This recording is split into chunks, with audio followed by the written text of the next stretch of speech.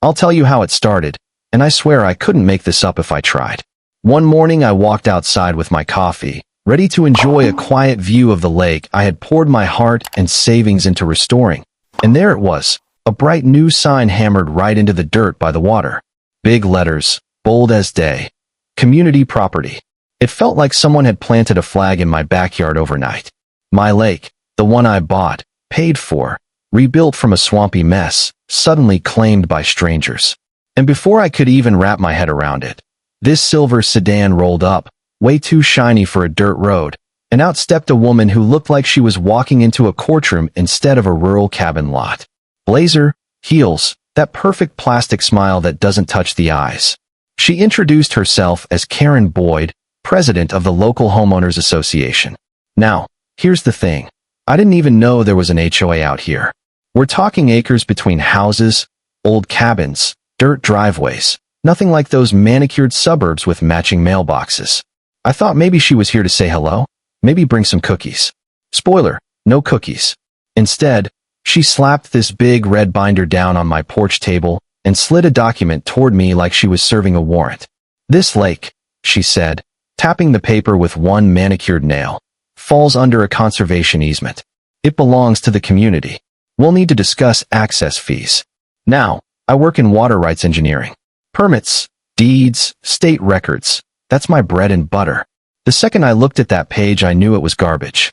No filing number, no seal, no witness signatures, nothing official. Just words formatted to look important.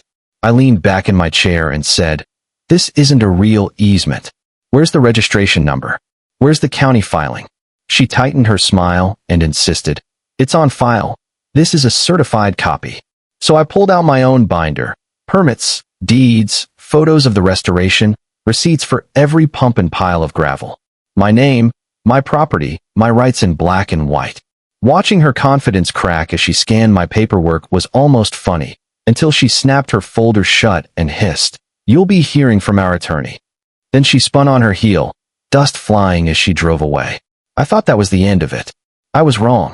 A week later I started getting letters, vague warnings about shoreline violations, inspection requests with my signature forged at the bottom.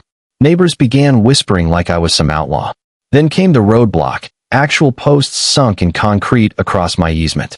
When the deputy showed up, he took one look and said, "Yeah, this is unlawful entry. Whoever did this just committed a criminal offense." And I realized then, this wasn't just some mix-up. This was war. See, Karen wasn't just after control, she had a motive. Later, I learned she'd been funneling HOA funds through shell companies, tens of thousands disappearing into consulting fees. She had debts, gambling rumors, pressure mounting. My lake wasn't just water, it was her ticket to steady revenue. She'd already been negotiating with a commercial fishing outfit, promising them rights she didn't even own. So when I refused to hand it over, she escalated. Signs in my yard, locks on my equipment, even calling my clients, whispering lies about my mental stability. One longtime client rang me up, uncomfortable pause before she said, "Mason, I just got a call from someone asking if I trusted your judgment." My stomach dropped. That's how deep Karen was willing to go. But here's the thing about people like her. They think intimidation works on everyone. They don't expect you to fight back with patience and receipts. I documented everything. Cameras on the access road, photos of every forged signature, recordings of every voicemail. When she dragged a fake, environmental consultant to the lake, some guy with a degree from a university that didn't even exist anymore, the real estate inspector shredded him in 5 minutes flat. Watching that phony expert run off with his briefcase while Karen stood frozen was like watching a mask get ripped off in public. By then, I wasn't just defending myself. Other neighbors started noticing. Mrs. Langley down the road pulled me aside, said, "I've been keeping the books as a volunteer. Something's not adding up." She and a CPA friend dug through records and found proof of embezzlement. 45 grand siphoned right out of HOA funds. That was the breaking point.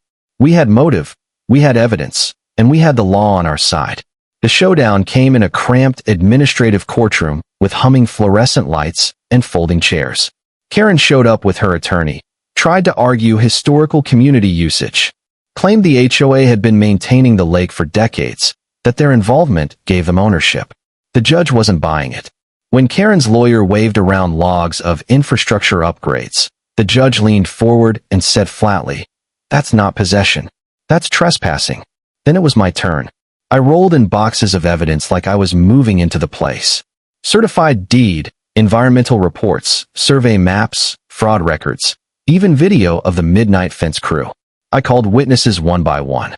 The CPA who exposed the shell companies, the deputy who logged the unlawful roadblock, the inspector who praised my restoration as one of the best managed projects she'd seen. By the time the last folder hit the judge's desk, Karen looked smaller, drained of all that fake confidence. The judge didn't take long. "Mr. Reed's deed is valid. Chain of title is clean. Ownership is confirmed. Ms. Boyd, your petition is denied, and this case will be forwarded to the district attorney for investigation into fraud and embezzlement." The gavel fell, sharp and final. I should have felt triumphant, but what I really felt was relief. Months of harassment and lies finally stripped bare. A few weeks later, something I never expected happened. A group of HOA members showed up at my cabin, not with signs, but with apologies.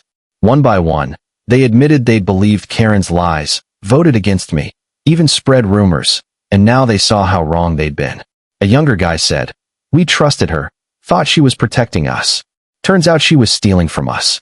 They promised reforms, financial audits, shared oversight, letters to repair my reputation. For the first time, I realized the neighbors weren't my enemies. They were victims too, just like me. And Karen? She lost everything. Her license revoked, restitution ordered, banned from HOA leadership forever. No handcuffs, but the fall was steep enough. Meanwhile, my business recovered, clients came back, and the lake became what it was always meant to be, a place of life, learning, and peace. I even hosted school field trips, kids running around with nets while I explained how clean water supports ecosystems. On the shore where Karen's concrete barrier once stood, wildflowers had grown. Nature's way of erasing scars. Looking back, I see how easily the truth can get buried under intimidation, how fragile reputations can be when lies spread faster than facts. But I also learned that documenting everything, standing your ground calmly, and trusting the system, as slow as it can be, eventually works. Karen tried every dirty trick in the book, and she lost to one simple thing: evidence. So, let me throw this out to you. Was justice really served? Do you think people like Karen ever learn? Or do they just move on to the next scheme? Drop your thoughts in the comments, because I know plenty of you out there have had your own battles with neighbors, HOAs, or even bosses who think they own more than they do. And if you believe in standing your ground, hit that like button, share this with someone who needs to hear it, and subscribe for more stories where truth finally wins. Now tell me, if this lake had been yours, would you have fought like I did, or walked away?